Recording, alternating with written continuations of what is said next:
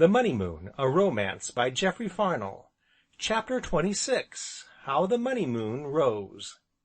Evening had deepened into night, a night of ineffable calm, a night of an all-pervading quietude. A horse snorted in the stable near by, a dog barked in the distance, but these sounds served only to render the silence the more profound by contrast. It was indeed a night wherein pixies and elves and goblins and fairies might weave their magic spells, a night wherein tired humanity dreamed those dreams that seem so hopelessly impossible by day. And over all the moon rose high and higher in solemn majesty, filling the world with her pale loveliness, and brooding over it like the gentle goddess she is. Even the distant dog seemed to feel something of all this, for, after a futile bark or two, he gave it up altogether, and was heard no more. And Bellew, gazing up at Luna's pale serenity, smiled and nodded, as much to say, "You'll do," and so stood leaning upon his spade, listening to that deep hush which seems a sigh, breathed by earth to listening sky. Now all at once upon this quietude there rose a voice upraised in fervent supplication, wherefore, treading very softly, Bellew came, and peeping round the hayrick, beheld Small Porges upon his knees. He was equipped for travel, and the perils of the road, for beside him lay a stick, and tied to this stick was a bundle that bulged with his most cherished possessions. His cheeks were wet with great tears that glistened in the moonbeams, but he wept with eyes tight shut, and with his small hands clasped close together, and thus he spoke, albeit much shaken, and hindered by sobs. "I suppose you think I bother you an awful lot, dear Lord, and so I do, but you haven't sent the Money Moon yet, you see, and now my Auntie Anthea's got to leave Dapplemere, if I don't find the fortune for her soon. I know I'm crying a lot, and real men don't cry, but it's only 'cause I'm awful lonely and disappointed, and nobody can see me, so it doesn't matter. But, dear Lord, I've looked and looked everywhere, and I haven't found a single sovereign yet, and I've prayed to you and prayed to you for the Money Moon, and it's never come. So now, dear Lord, I'm going to Africa, and I want you to please take care of my Auntie Anthea till I come back. Sometimes I'm afraid my prayers can't quite manage to get up to you, 'cause of the clouds and wind, but tonight there isn't any, so if they do reach you, please, oh, please let me find the fortune, and if you don't mind, let him come back to me, dear Lord, I mean my Uncle Porges, you know. And now, that's all, dear Lord, so amen." As the prayer ended, Bellew stole back, and, coming to the gate of the rick-yard, leaned there waiting. And presently, as he watched, he saw a small figure emerge from behind the big haystack, and come striding manfully toward him, his bundle upon his shoulder, and with the moon bright in his curls. But, all at once, Small Porges saw him and stopped, and the stick and bundle fell to the ground and lay neglected. "Why, my Porges," said Bellew, a trifle huskily perhaps, "why, shipmate!" and he held out his hands. Then Small Porges uttered a cry, and came running, and next moment Big Porges had him in his arms. "Oh, Uncle Porges, then you have come back to me?" "Aye, aye, shipmate." "Why then, my prayers did reach." "Why, of course, prayers always reach, my Porges." "Then, do you suppose I shall find the fortune too?" "Not a doubt of it. Just look at the moon." "The moon?" "Why, haven't you noticed how, peculiar it is tonight?" "Peculiar?" repeated Small Porges breathlessly, turning to look at it. "Why, yes, my Porges, big, you know, and, yellow, like a very large sovereign." "Do you mean it's the—" But here Small Porges choked suddenly, and could only look his question. "The Money Moon? Oh, yes, there it is at last, my Porges. Take a good look at her. I don't suppose we shall ever see another."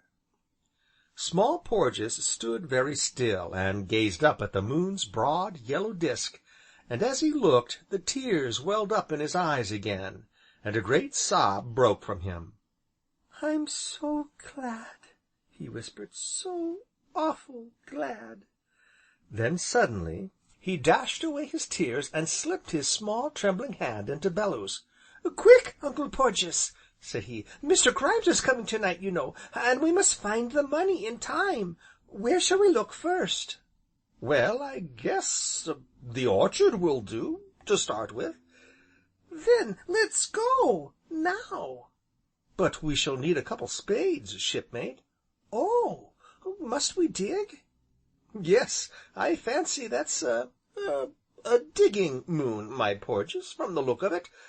Ah, there's a spade, nice and handy. You take that, and I'll manage with this pitchfork." "But you can't dig with a—" "Oh, well, you can do the digging, and I'll just prod, you know. Ready? Then heave ahead, Shipmate." So they set out, hand in hand, spade and pitchfork on shoulder, and presently were come to the orchard. "It's an awful big place to dig up a fortune in," said Small Porges, glancing about. "Where do you suppose we better begin?" "Well, Shipmate, between you and me, and the pitchfork here, I rather fancy King Arthur knows more than most people would think. Anyway, we'll try him. You dig on that side, and I'll prod on this." Saying which, Bellew pointed to a certain spot where the grass looked somewhat uneven, and peculiarly bumpy, and, bidding Small Porges get to work, went round to the other side of the great tree. Being there, he took out his pipe, purely from force of habit, and stood with it clenched in his teeth, listening to the scrape of Small Porges's spade. Presently he heard a cry, a panting, breathless cry, but full of joy unspeakable.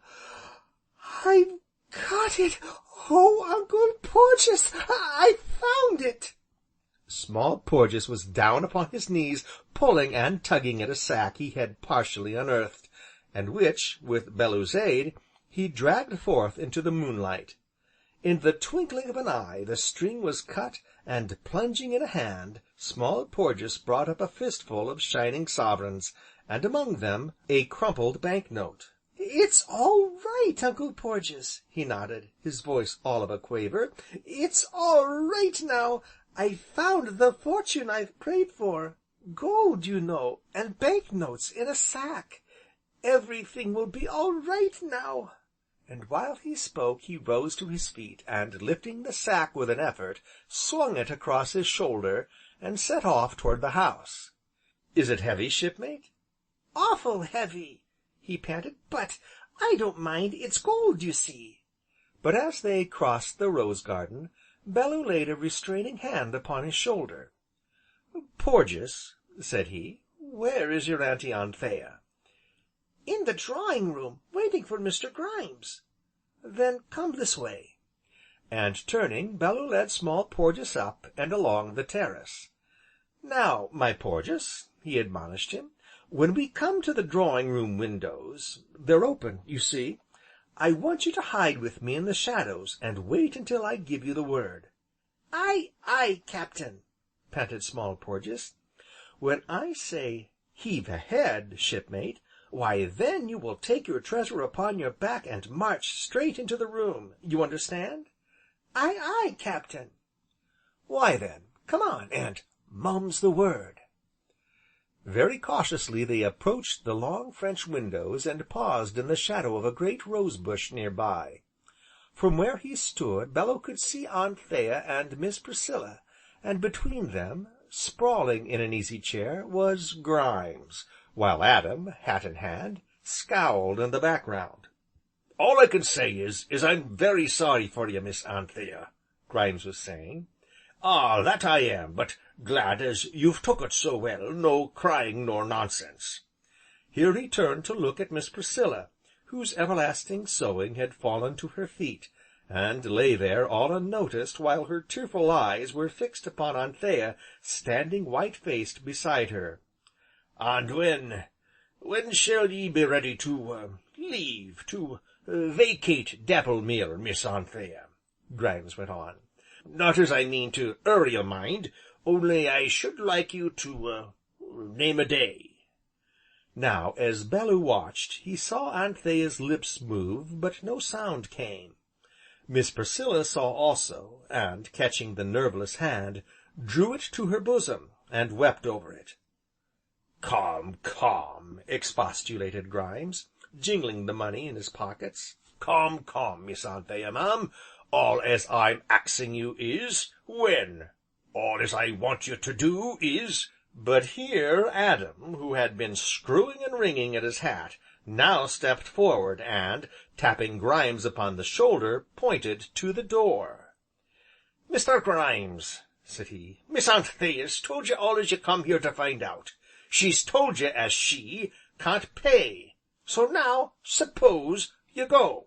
But all I want to know is when she'll be ready to move, and I ain't a-going till I do, so you get out of my way." "Suppose you go," repeated Adam. "Get out of my way, d'ye hear?"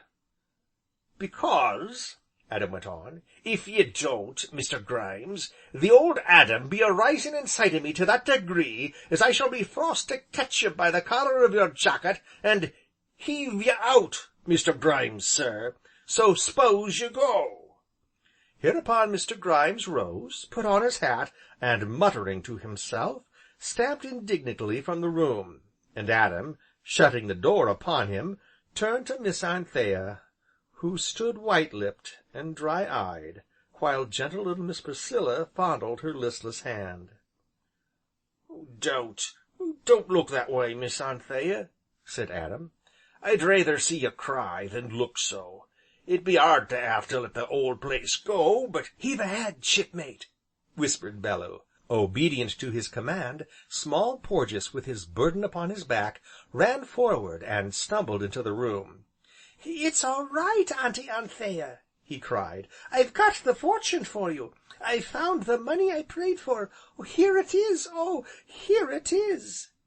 The sack fell jingling to the floor, and, next moment, he had poured a heap of shining gold and crumpled bank notes at Anthea's feet. For a moment no one moved.